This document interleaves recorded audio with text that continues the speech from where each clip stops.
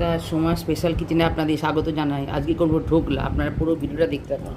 এই 1 বাটি সুজি দিয়েছি, 1 বাটি বেসন, 1 বাটি বেসন, কাঁচা লঙ্কা হাফ ডাস্ট করা আর চিনি, একটু লেবুর রস, হলুদ,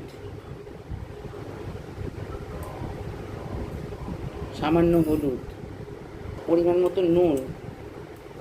আচ্ছা, এই বাটি মেপে আমি সুজি আর এটা বেসনটা দিয়েছি, এই বাটি মেপে আমি 1.5 বাটি জল দেবো।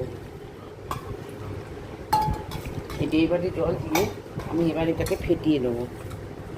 একটু টক দই দিয়ে দিলাম, ঘরে পাতা টক দই দিয়ে আমি আবার ফেটাবো এটাকে।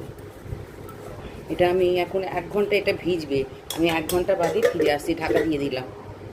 আচ্ছা, এটা 1 ঘন্টা হয়ে গেছে। আমি ঢাকাটা খুলে এবার এটাকে এরকম হয়েছে, এরকম স্ট্রাকচারটা হবে। আর এবার এর মধ্যে আমি এক প্যাকেট ইনো দিয়ে দিলাম, দিয়ে আবার এটাকে নাড়িয়ে নেবো। এবার আমি এই থালাটাতে একটু তেল বুলিয়ে দিচ্ছি। একটু তেল মাখানো হয়ে গেছে, আমি এবার এটা ঢেলে দিলাম।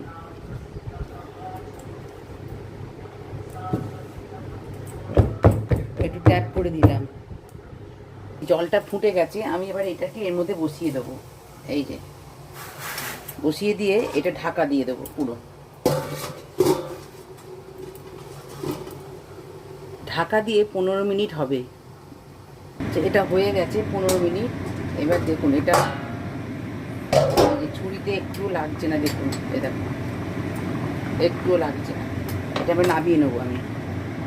আচ্ছা, এটা এবার ঠান্ডা হয়ে গেছে। আমি এবার এরকম পিস পিস করে কেটে নেবো। এই যে পিস পিস করে আমি কেটে নেবো এরকম করে। হ্যাঁ, এরকম করে কেটে নেবো আমি সব।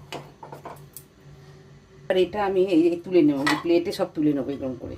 প্লেটে সব তুলে নেবো, প্লেটে সব তুলে নিচ্ছি এরকম করে।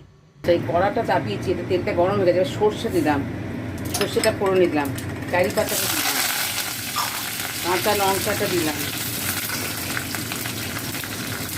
ফোড়নটা হয়ে গেছে, আমি জল দিয়ে দিলাম। দিয়ে একটু নুন দিচ্ছি, একটু নুন দিলাম পরিমাণ মতন। চিনি দিলাম, এই লেবুর রসটা দিলাম, দিয়ে একটু ফুটবে, 2 মিনিট ফুটবে। ফুটে গেছে, আমি এবার এটা নামিয়ে নেবো। এই জলটা এবার আমি এর উপরে ছড়িয়ে ছড়িয়ে দেবো, এরকম করে ছড়িয়ে ছড়িয়ে দেবো। ছড়িয়ে দিয়েছি। এবার এর উপরে নারকোল কোড়াটা দেবো আর ধনে পাতা কুচোটা দেবো, দিয়ে এবার সার্ভ করবো। আপনারা এরকম করে খেয়ে